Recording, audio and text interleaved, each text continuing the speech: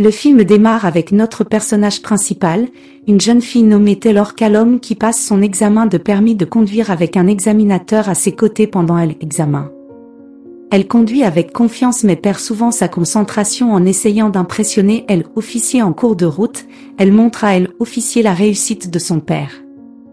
Affaire, la laiterie Callum se vantant que c'est l'un des meilleurs de la ville, puis la sœur cadette de Taylor, Courtney, appelle pour demander la permission d'acheter une robe orange. Initialement réticente, Taylor accorde finalement la permission à sa sœur, mais l'officier avertit Taylor d'arrêter de parler au téléphone et de se concentrer. En conduisant, ils atteignent finalement l'aire de stationnement où l'examinateur semble réticent à donner à Taylor une note de passage. Taylor, frustrée, laisse entendre au policier que si elle échoue, elle continuera à repasser le test et le harcèlera avec des questions sans fin à chaque fois que cette tactique intelligente incitera le policier à marquer rapidement son test comme une réussite. Le film passe ensuite à la lecture de la vache, le père des deux sœurs et le propriétaire de la laiterie Callum. Reed est un homme avec un passe-temps inhabituel qui collectionne des papillons rares. Il est en train de discuter de sa prochaine aventure dans les Highlands du Nord. Avec son manager dévoué Bob Fenwick, Reed est enthousiasmé par le voyage mais est profondément préoccupé par le bien-être de son entreprise et surtout de ses filles en son absence. Cependant Bob rassure Reed qu'il s'occupera de tout en son absence et encourage Reed à se lancer dans son aventure de collecte de papillons avec un esprit clair. Peu de temps après, Taylor et Courtney arrivent dans une voiture spécialement personnalisée pour l'occasion. Elle porte une pancarte indiquant « Me féliciter pour avoir réussi l'examen de permis ». Reed salue chaleureusement ses filles, félicite Taylor pour son test réussi et la surprend avec un Jaguar Cher, une voiture qui appartenait autrefois à leur défunte mère, ravie du cadeau. L'enthousiasme de Taylor est rapidement tempéré lorsque son père insiste sur le fait qu'elle doit d'abord suivre une leçon de conduite spéciale avant d'emmener la Jaguar dans la rue le lendemain. Jackson, l'un des ouvriers de l'usine. La ferme de vaches de la colonne est chargée de la tâche difficile d'apprendre à Taylor comment conduire une voiture manuelle. Au début, il hésite mais se rend vite compte qu'il n'a pas d'autre choix que de se lancer dans cette mission. Suite à cela, nous les voyons tous les deux à l'intérieur d'une camionnette avec Taylor change imprudemment de vitesse et appuie sur la d'accélérateur. Jackson entend une vache meugler et se précipite pour s'en occuper. Taylor le suit mais dans sa hâte, elle oublie d'engager le frein de stationnement du camion à cause de cet oubli, le camion commence à dévaler une colline. Et se retrouve dans un étang voisin, elle s'excuse auprès de Jackson pour son erreur en lui assurant que son père couvrira tous les frais de réparation et qu'il ne devrait pas s'en inquiéter plus tard dans la nuit pendant le dîner. Taylor informe son père Reed de l'incident du camion et demande son aide pour résoudre le problème. Reed est surpris par l'indemnisation importante requise pour réparer la voiture et gérer l'assurance. Bien qu'il hésite, il accepte finalement de s'en occuper, avertissant ses filles d'être plus prudentes à l'avenir. Dans la scène suivante, Reed se prépare à partir pour son aventureuse expédition papillon et commence à emballer ses affaires pendant qu'il est absent pour s'occuper des affaires du bureau. Les sœurs sont à la maison en train de préparer le dîner, mais à ce moment-là, Courtney reçoit un appel de son ami au sujet d'une vente dans un centre commercial voisin qui les envoie dans un frénésie d'excitation dans leur hâte de partir pour le centre commercial. Ils oublient la nourriture qu'ils ont laissée cuire sur la cuisinière et une serviette finit par inadvertance dessus. Le résultat est un incendie dans la cuisine à leur retour. Reed est naturellement bouleversé. Leur insouciance et leur gaspillage de ressources, il les réprimande pour leur manière dépensière et leur rappelle l'importance de se concentrer sur leur carrière et leurs responsabilités ici. Reed annonce qu'à partir du lendemain, les deux sœurs le rejoindront dans l'entreprise laitière et commenceront leur travail malgré leurs excuses et promesses d'obéissance et de diligence. Reed reste résolu dans sa décision en leur laissant les instructions d'être prêts pour le travail tôt le lendemain matin, à 5h30, a lu avec enthousiasme des barges dans la chambre de la fille en jouant de la trompette. Les réveillant efficacement, il les exhorte à se préparer pour le travail, donnant le ton pour le lendemain de ce réveil. Reed envoie les filles à Victory et leur demande de prendre contact avec Miss Fran pour en savoir plus sur leur rôle dans l'entreprise familiale. À leur arrivée au Callum Dairy Factory, Miss Fran les accueille cordialement et leur présente le monde de la production de produits laitiers tout en visitant l'installation. Taylor et Courtney sont loin d'être ravis de la façon dont les employés sont engagés dans leur travail dans lequel ils espèrent ne pas avoir à travailler. Dans ce contexte, malheureusement, leurs espoirs sont déçus. Lorsque Miss Fran les informe qu'ils travailleront aux côtés des employés sur la chaîne de production pour leur tâche initiale, l'objectif est d'acquérir une compréhension de base de l'emballage et de la gestion des produits, avec une certaine réticence les filles donc qui ont fourni les uniformes. Et a rejoint la chaîne d'emballage de yaourt, leur travail consiste à placer des tasses dans les porte-gobelets avant de les remplir de yaourt à ce moment-là. Courtney remarque que sa sœur a l'air plutôt comique et décide de prendre une photo. Taylor saisit cependant le téléphone de Courtney, le faisant glisser de celui de sa sœur. Saisissez est tombé dans l'un des pots de yaourt, maintenant le téléphone est perdu au milieu des pots de yaourt. Taylor décide de suspendre la production pour le récupérer et appelle Courtney pour l'aider dans la recherche. Heureusement, ils ont réussi à trouver le téléphone, mais la brève interruption fait grincer la chaîne de production. À l'arrêt pendant plus de 5 minutes, les employés ne sont pas contents et réprimandent les sœurs pour leurs erreurs en les avertissant que la perte financière encourue sera déduite de leur salaire. Dans la scène suivante, on peut voir les sœurs emballer du lait aromatisé à la hâte, ce qui entraîne un déversement.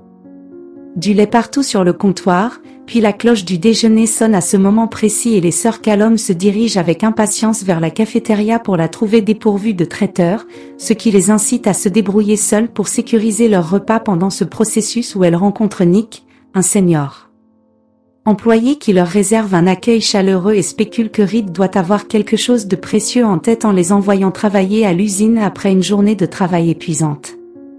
Les sœurs Callum se dirigent vers la fenêtre du percepteur des salaires dans l'espoir d'obtenir leur salaire bien mérité. À leur grande déception, on leur dit qu'ils recevront leur salaire après avoir terminé une semaine complète de travail. Découragés, ils quittent le bureau et tombent sur Jackson qui travaille également à l'usine. Taylor semble plutôt épris de Jackson et trouve le courage de demander. Lui a un rendez-vous à son agréable surprise. Jackson accepte et il prévoit de se rencontrer le soir. Avance rapide jusqu'à la soirée et nous trouvons Jackson se préparant pour le rendez-vous habillé à neuf et portant même un bouquet pour Taylor, mais après une journée épuisante. À l'usine, Taylor succombe au sommeil et oublie complètement leur rendez-vous. Jackson l'attend dans un restaurant mais comme elle n'arrive pas, il part en jetant le bouquet dans une poubelle à proximité le lendemain matin. Taylor se réveille en sursaut en réalisant qu'elle s'est levée. Jackson lors de leur rendez-vous, la laissant incroyablement frustrée contre elle-même. Les deux sœurs sont retournées à l'usine pour une autre journée de travail et ont appris une nouvelle choquante. L'usine a fait faillite et tous les comptes ont été vidés de leurs fonds.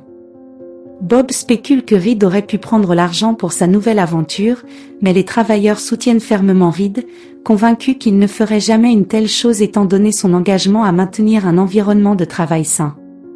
Cette révélation laisse les sœurs Callum stupéfaites, incapables de comprendre que leur père est en faillite. Dans la scène suivante, Taylor et Courtney visitent le bureau de Bob où ils découvrent un cadre photo abandonné représentant leur père et Bob. Leurs soupçons sont soulevés et ils prennent le cadre pour rater la maison de Fran dans l'espoir de faire la lumière sur l'affaire. Ils spéculent que Bob pourrait orchestrer le chaos en renvoyant Reed dans son aventure et siphonnant tout l'argent dans une conversation franche avec Miss Fran et son mari Case. Ils partagent leur méfiance à l'égard de Bob, le qualifiant de louche et fiable. Il révèle également sa convoitise de longue date pour la propriété de Reed après leur discussion. Le duo rejoint la famille pour dîner chez Fran et profite d'un moment de qualité ensemble chez eux. Taylor ressent un profond sentiment de responsabilité dans la résolution des problèmes de l'entreprise et discute de cette question avec Courtney, mais sa sœur semble désintéressée et reste préoccupée par sa prochaine fête de filles. Taylor suggère qu'il pourrait potentiellement utiliser l'argent alloué au parti pour payer les employés et faire fonctionner l'usine, mais Courtney rejette l'idée, estimant que ce n'est pas son devoir d'aider. Le lendemain matin, les sœurs Callum à arriver au bureau pour trouver les travailleurs protestent contre les retards de paie malgré les efforts de Fran pour motiver les employés. Ils restent fermes dans leur refus de travailler. Voyant la situation, Taylor devient découragée et élabore un plan qu'elle envoie Courtney dehors pour converser avec son crush Melvin pendant qu'elle s'avance pour s'adresser aux travailleurs, assure Taylor. L'heure que leurs salaires seront payés le soir. Au début, Les employés ont du mal à croire qu'une jeune fille puisse posséder une somme d'argent aussi importante. Cependant, avec la détermination inébranlable de Taylor, ils acceptent finalement de reprendre le travail lorsque Courtney revient au bureau. Taylor arrive avec le comptable. Felipe annonce que les chèques de paie sont prêts en entendant cela. Courtney observe ses fonds épuisés et augmente son taux de vue. Elle tente de confronter Taylor mais sa sœur refuse de s'engager en promettant de discuter de la question à la maison à leur arrivée à la maison. Courtney exprime sa frustration et son embarras face à son incapacité. Pour financer la fête des filles, Taylor tente de lui faire comprendre l'importance de l'entreprise familiale mais Courtney reste résolue dans son incrédulité. Elle se précipite dans sa chambre et claque la porte. Elle contacte ensuite son amie Sarah qui organise la fête des filles en lui proposant de contribuer moins d'argent. Cependant, Sarah rejette sa proposition en déclarant qu'elle est désormais exclue de la liste des invités de la fête. La situation à l'usine continue de se détériorer, ce qui incite Taylor à prendre une décision difficile dans le but d'aider Fran à maintenir les opérations de l'usine et à acquérir les matières premières nécessaires pour vendre sa marque. Nouvelle voiture pour seulement $9 000, le sacrifice lui pèse lourdement et elle se retrouve chez elle dans un bus public ce soir-là. Courtney qui avait appris et réfléchi à la situation s'approche de Taylor chez elle. Elle avoue que vendre la voiture n'était pas une sage décision. Et reconnaît que ses amis n'étaient intéressés que par son argent, réalisant l'importance d'aider l'entreprise de leur père à récupérer. Courtney accorde à Taylor la permission d'utiliser les fonds restants alloués à son parti, mais les sœurs sont toujours à court de $1 000 pour couvrir les dépenses nécessaires.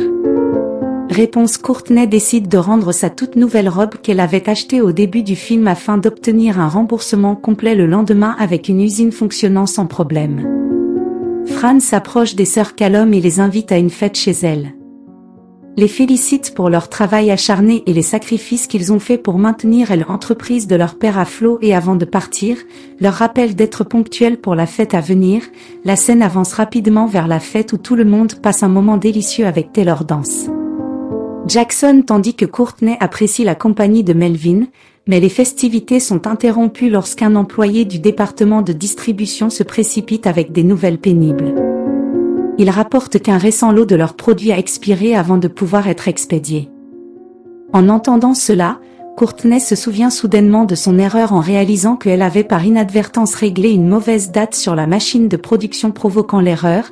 Elle assume la responsabilité de l'erreur et dans un effort pour éviter que les produits ne soient gaspillés, Taylor suggère qu'ils collaborent tous pour rectifier la situation le plus rapidement possible afin de résoudre ce problème. Ils ont besoin de plus de 25 bénévoles supplémentaires pour décharger et reconditionner les produits pendant que les autres continuent leur procédure d'usine.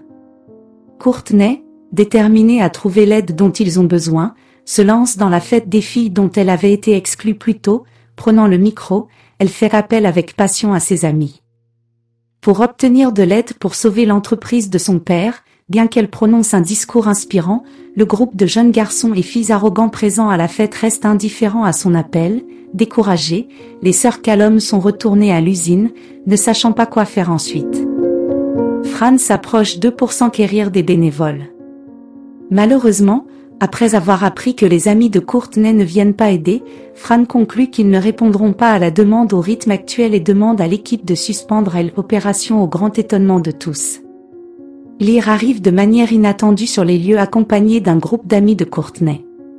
Explique qu'il ne pouvait pas rester loin de ses filles et de leurs affaires. Dans la scène finale, tout le monde travaille en harmonie pour accomplir les tâches nécessaires et charger les camions pour la distribution en respectant les délais une fois le travail terminé. Reed exprime sa gratitude à tous pour leur aide. Donnant une reconnaissance particulière à ses filles pour leur leadership au moment où cela était le plus nécessaire, le film se termine avec toute l'équipe dansant pour célébrer la réussite de l'entreprise. Assurez-vous de vous abonner à la chaîne pour voir plus de vidéos comme celle-ci. Merci de regarder la vidéo.